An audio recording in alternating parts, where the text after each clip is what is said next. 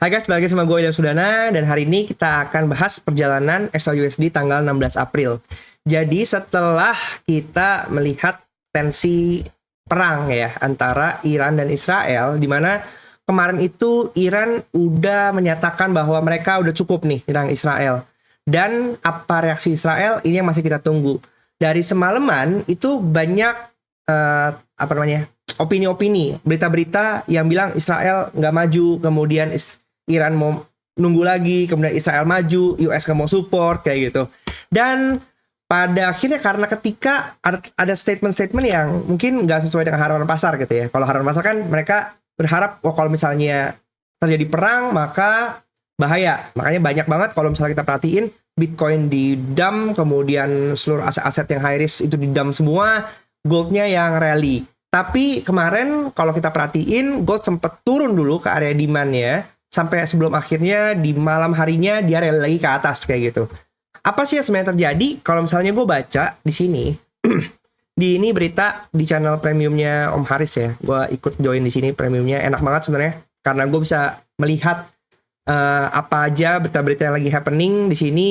Lihat Menteri Pertahanan Israel kepada Pentagon nggak ada pilihan lain selain membalas terhadap Iran. Jadi memang Israel ini lagi tetap pasti pengen ada inisiatif untuk membalas Iran gitu, karena memang ada persepsi kalau misalnya Israel nggak membalas maka image militer Israel itu dianggap lemah kayak gitu. Sedangkan US masih tetap berupaya bilang dia nggak mau support gitu, tapi kalau nggak ada support Israel juga nggak punya backup gitu kan, nggak akan sekuat itu juga melawan Iran karena kekuatan militer Iran tuh cukup besar gitu. Tapi di sini dibilang bahwa mereka udah siap katanya untuk mempersiapkan rencana serangan terhadap Iran kayak gitu. Israel dilaporkan akan memulai balik dengan jelas dan paksa. Jadi memang tetap tensi di Timur Tengah ini masih tinggi. Dan ini yang akan berpengaruh terhadap pergerakan harga emas. Karena mau bagaimanapun ketika dunia sedang tidak baik-baik saja, maka market akan punya kecenderungan untuk membeli emas. Oke? Kalau kita masuk ke chart aja, kalau misalnya diperhatikan di time sama 1 jamnya, kalau kemarin kita perhatikan, ini kan sebenarnya hukum jikanya down ya. Walaupun kita perhatiin di pembukaan ini closing market di sini dia sempat ini open before daily, kemudian ini open now daily kemarin. Walaupun di pagi hari sempat spike ke 73, kemudian dia turun perlahan sepanjang hari di sesi Eropa sampai nih di sesi Eropa di sini. Gue nyalain biar kelihatan. Oke, dari Asia dia turun, Eropa turun, ngambil demand yang di sini ya. Ini ada di 2331 sampai 2325 ya. Dia sweep liquidity sedikit di sini, kemudian baru rally naik lagi ke atas kayak gitu. Dan di H1 ini kelihatan rejectionnya kencang banget. Maka seperti yang udah gue sempat pernah bilang bahwa selama dia belum reclaim 2319 atau break close di bawah 2319 masih bullish gitu. H1-nya masih bullish dan bener aja di sini lanjut naik lagi ke atas sampai tutup market 2380. Jadi gede-gede banget ya ini ya. 2324 sampai 2380 600 pip dalam beberapa jamnya nih, dari jam 9 sampai tutup market 6 jam 600 pip. Memang keadaannya lagi kencang banget guys sekarang ini.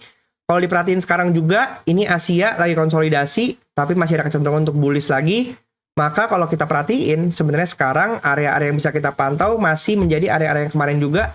Ini 2365, 2350. Ini ada di area pivot weekly, area pivot daily-nya. Dia masih ada di dekat 2367 juga. Tapi di atas di sini ada sedikit base kecil yang kemarin di break. Bisa jadi ini kayak area breaker block ya. Di sini bisa menjadi area mungkin pantulan. Makanya ini area-area yang menurut gua bisa kita lihat dulu. 2377 sampai 2371 dia break dikit ke area pivot daily, kemudian dia turun lagi ke area base yang di sini, yaitu area 2365 sampai 2350, cukup gede sih. Kalau mau di refine bisa di area di sini, sabar kecilin lagi di sini paling. Nah di sini nih di refine biar nggak terlalu gedean, 2359an.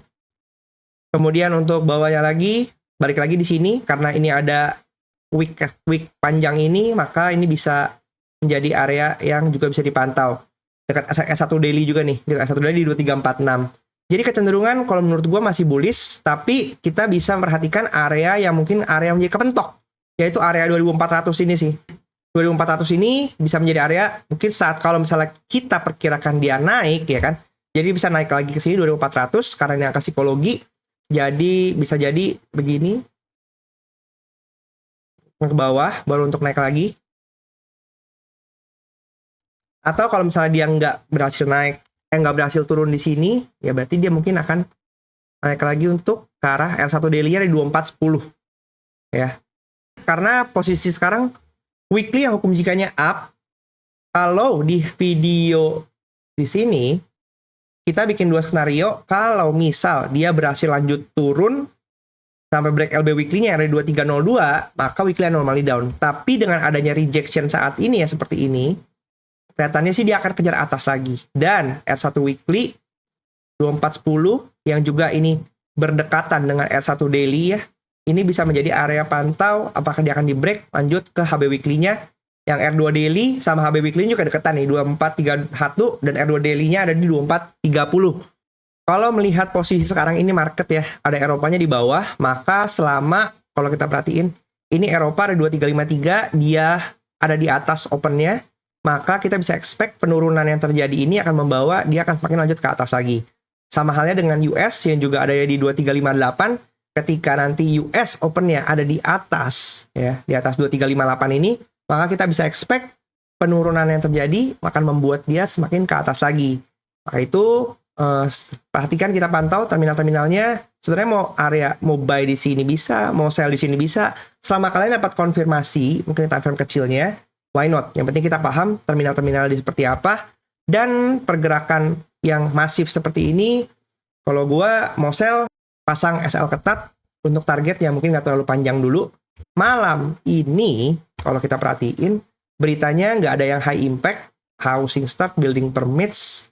Kalau dilihat di sini, building permits-nya menurun. Kemudian 1480 housing start-nya juga menurun. Ada core CPI Kanada. Malam ada, kalau nggak salah ada Powell ngomong hari ini. Subuh baru ada Powell ya. Ngomong nih kayak gitu. Tapi kalau dengan lihat sekarang, narasi penurunan suku bunga ya kan udah semakin menurun. Kalau kemarin ekspektasinya tinggi, ada 3 kali, sekarang market udah mulai nerima kayaknya 2 kali aja kayak gitu. Ngelihat inflasi yang saat ini juga masih relatively tinggi. Itu sih. Makanya kalau kita perhatiin di XY sendiri ini dia masih rally, dan gold sebenarnya nggak peduli juga mau di XY rally atau enggak, karena fokusnya kalau gue melihat sendiri lebih banyak ke geopolitik instead of sisi data ekonominya. Tapi kalau kita perhatiin untuk currency sendiri, dia nge-goslock turun ke bawah, GU juga turun ke bawah, yang sangat respect dengan DXY. Itu. Oke, sekalian satu lagi, kalau misalnya buat kalian yang sering nanya gimana cara join membership level 2, yang sering nanya, mampir ke profile, di sini ada klik join sebenarnya. Ini ada exclusive content level 2. Atau kalau misalnya kalian nggak nemuin tombol ini, kadang-kadang gue suka nemuin teman-teman yang bingung, tombolnya di mana ya, kok nggak ada gitu ya. Cek aja ke video description, di sana tuh ada tombolnya, udah tinggal diklik aja, di sana pasti bisa ada aksesnya. Oke? Ya udah, sampai dulu. Oke, segitu aja video untuk kali ini. Jangan lupa di like, di subscribe, dan di komentar kira-kira pandangan kalian untuk hari ini seperti apa. Sampai jumpa di video selanjutnya. Bye.